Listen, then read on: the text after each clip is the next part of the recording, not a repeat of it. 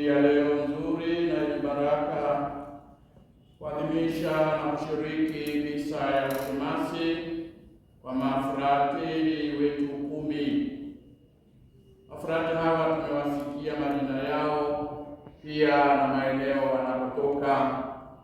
Jimbo letu lina bahati kupokea idadi hii ya mafrateli wetu ambao tumewateua tayari kuwa mashemasi katika jimbo letu la Mbeya. Ushemasi ni mlango wa huduma kwa watu wa Mungu.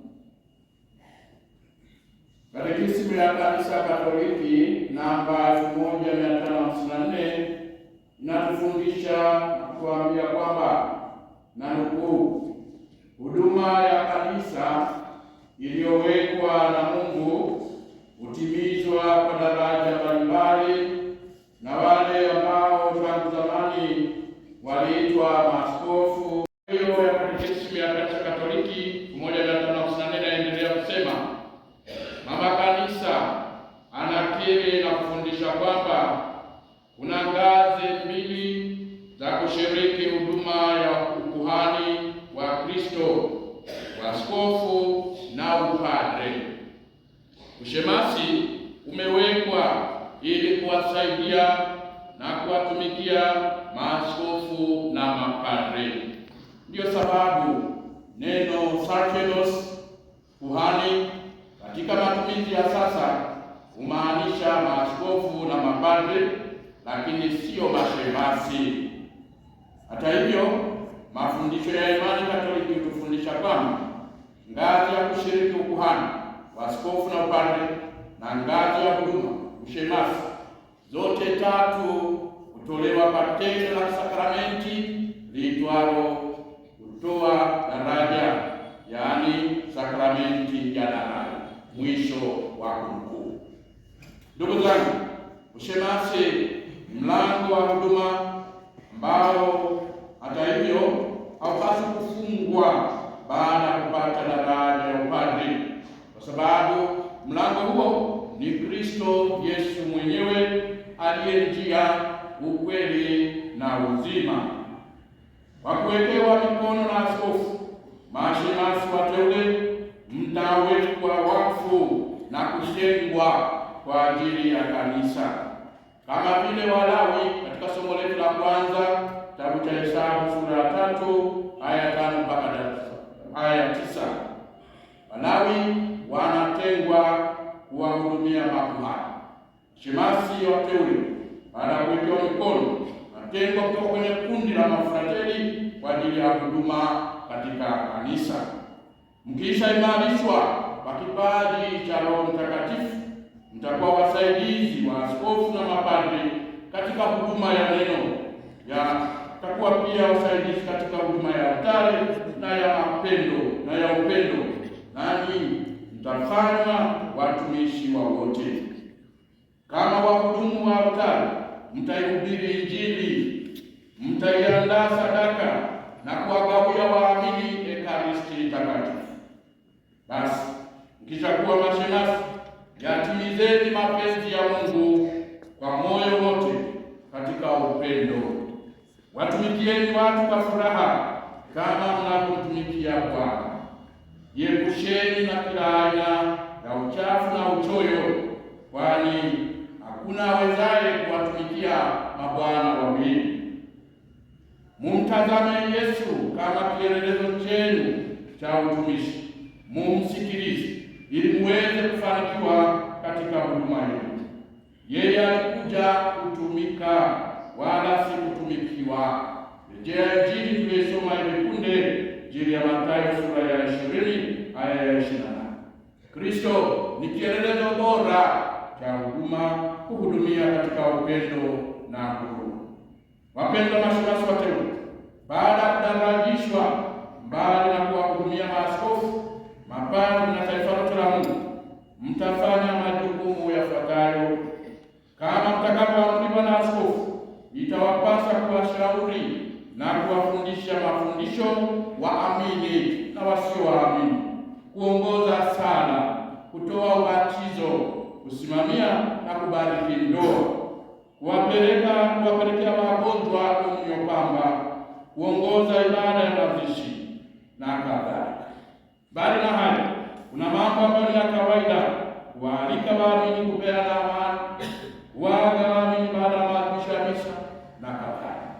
Kumbe mnaingia kwenye majukumu ambayo wakati wote lazima muwe angavu, muwe wachangamfu, ili usipitwe na huduma hiyo na hivi watu wakaanza kushangaa.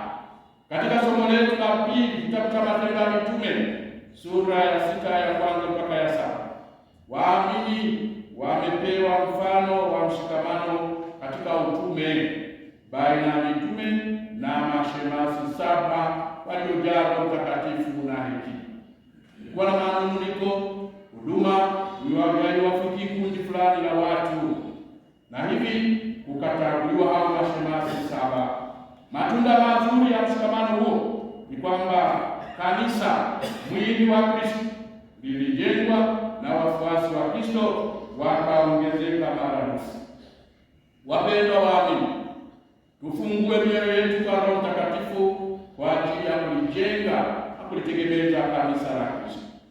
Daima tukumbuke kwamba hakuna mashiko yoyote kuanza kujitengenezea minara binafsi ya utengano, waonea wivu baadhi ya wenzetu kutokana na vipaji vyao, kuona kwamba ni tishio dhidi ya utume au maarufu wa baadhi ya watu ndani ya kanisa. Mwenyezi Mungu ametugawia karama mbalimbali. Tukishirikishana hizo karama, tutalijenga kanisa letu ili litastawi katika nyanja mbalimbali. Kila muumini anavyo vipaji, lakini pia kila mmoja wao anahitaji vipaji vya wengine kwa ajili ya kufanikisha utume wake, na hivyo kujenga mwili wa Kristo, yaani kanisa. Waamini wale wapendwa, watawa wa kike na wa kiume, ndugu zangu mapadri, tuwapokee hawa ndugu zetu shemasi watarajiwa, tuwape ushirikiano ili wahudumie vema katika kanisa, wahudumie kwa furaha. Shukrani kwenu wazazi mliowatoa watoto wenu katika kanisa muda mchache uliopita. Naamini mnajua kwa dhati maana yake tendo hilo, sio kwa ajili ya kuigiza. Mmewatoa kwa dhati, na hivi msianze kuwapigia tena mahesabu kwamba watarudi nyumbani kwa ajili ya kulima mashamba na kufuga mifugo. Hawa ni wahudumu wa kanisa, na ninyi muwaombee ili wafanye kazi vizuri. Muendelee kuwasaidia jinsi mlivyowasaidia tangu mwanzo mpaka kufikia hatua hii. Wapendwa waamini, vijana hawa baada ya kupewa daraja watapata majukumu hayo mengi niliyoyaorodhesha. Mnapoonana nao, msiwaombe fedha, ombeni baraka. Wabariki na kupata.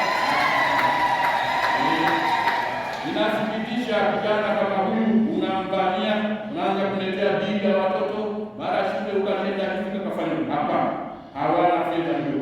Hata zawadi ndogo wanapopata leo si msaada kwa ajili ya kuwapa watu, kwa ajili ya kujiandalia kupata kutoa huduma vizuri. Shukrani kwenu wa seminari wakubwa ambao mko pamoja na hawa kaka zenu kwenye seminari zetu mbalimbali, kwa ushirikiano unaowapatia na maombezi unaowapa.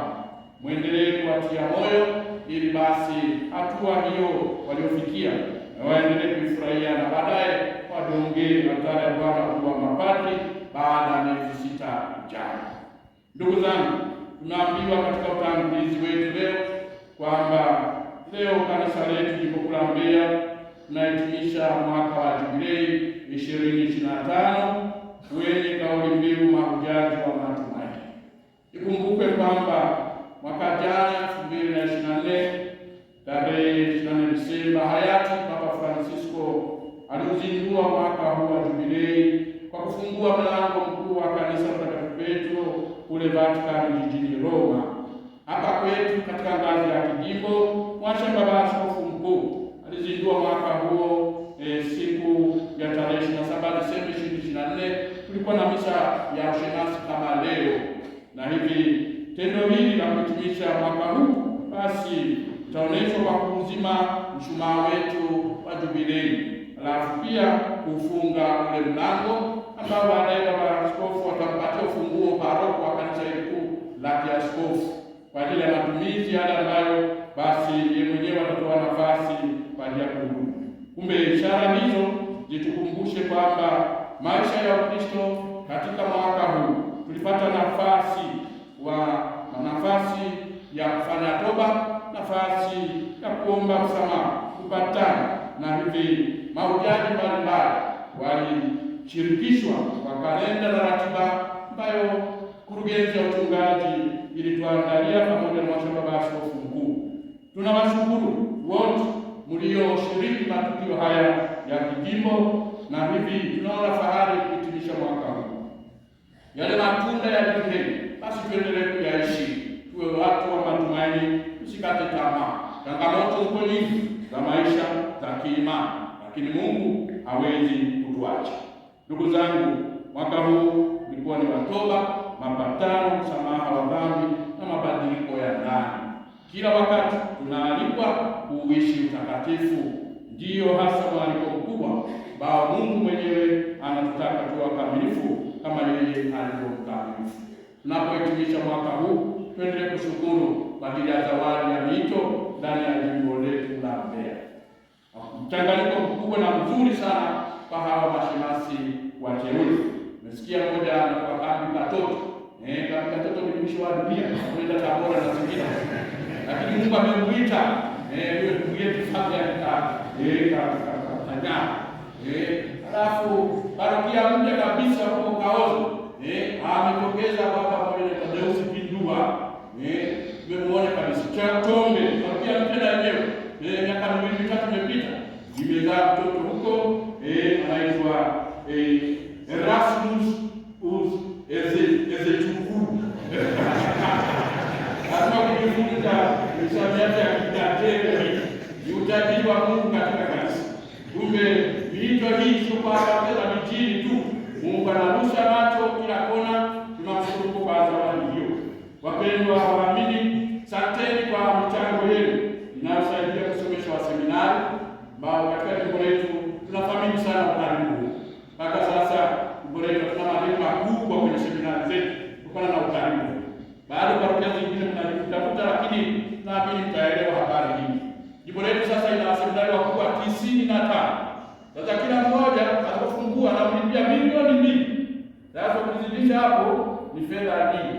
Bila mkono wenu wa ukarimu, baba askofu mkuu angewarudisha wote waje nyumbani waendelee kulima mashamba na kufuga ng'ombe. Lakini yeye mnamsaidia, na hivi tunaona fahari. Jimbo linaendelea kukua, parokia zinaongezeka, uwiano na wahudumu sio mzuri, bado wahudumu tuko wachache. Mwaka huu tumepata hawa vijana, tuwaombe miezi 6 iliyobaki wafikie daraja hilo, waje kututumikia. Kwa kesho Mungu akijalia tutampata mmoja kwa hiyo mwaka uchungaji. Ni baraka pia, hatuwezi kumsikitikia Mungu. Kumbe yote hayo lazima kumwambia Mungu asante. Tunawashukuru kwa sala zenu waamini, wa mama zetu na sista na mabrada kwa ajili ya kuporeza vitu katika kanisa. Tunawashukuru waamini kutoka parokia mbalimbali kuendelea kuwatoa watoto kuingia kwenye mito mitakatifu ya utawa, upande mkatekista na ushuhuda. Bado kanisa linahitaji wahudumu kwa ajili ya kupeleka Injili kwa watu mbalimbali. Tuendelee kuwaombea vijana hawa ili basi wabaki kuwa watulivu na pia wawe na furaha, wahudumu vizuri, na ili kanisa kuone fahari kwa ajili yao. Tumsifu Yesu Kristo.